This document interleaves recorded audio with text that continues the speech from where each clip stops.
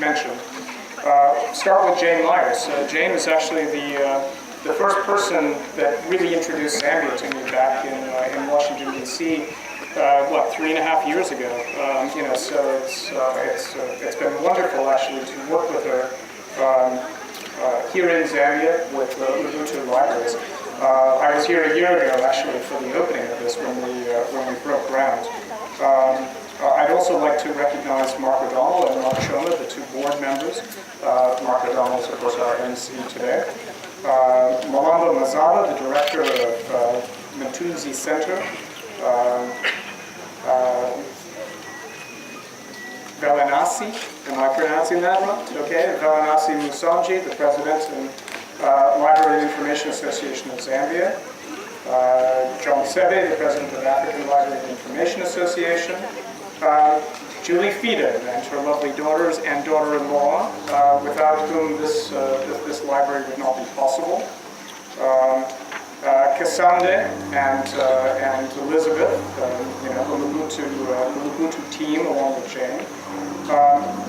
As Mark mentioned, all business types who are here today, certainly the clergy that are with us today. Members of the DIP Corps, including my good friend Filippo, who has one of the longest last names in the world. I feel like I have to try to do this. Scamacca del Murgo e del Agnon. I have no idea what all that means, but anyway, it's impressive. And I guess I always try to give myself an out here by noting how important protocol is to Zambians. I think it's important because it's such an inclusive society, and so you try to mention everybody right up front. And I always screw it up and I forget somebody, which is why why the all protocols observant is great for me. But then before I stop, I just want to note all the children here who are the real beneficiaries of this library. And I also just want to express appreciation for Velanasi for showing up at the last minute so that I didn't have to go after the dancers, because that's usually my fate when I come to speak at things like this. And there's really nothing worse than following the entertainment, because I'm a lot more boring. Anyway, I'm very honored to be here this morning. This library is kind of a visible symbol of the partnership that exists between the American people and the Zambian people.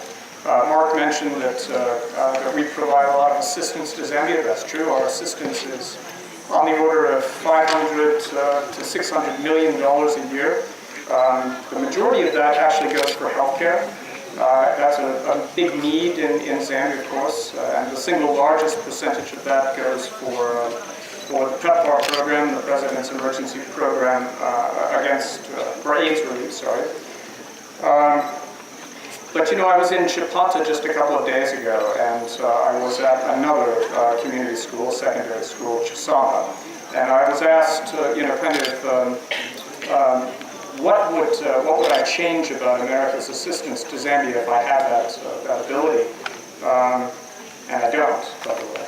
But my answer was that I think that we should devote more money, frankly, to education, because education is really the key to the development of this country, to the development of its youth. And frankly, that's why I'm particularly proud of this program and this project, why I'm here today, because the best thing for education is actually access to a library. It's the way that people can continue to educate themselves. Well, first of all, it's how children can supplement their education, but then once you're an adult, it's a way to continue your education, to help them deal with the epidemic, the pandemic of HIV/AIDS.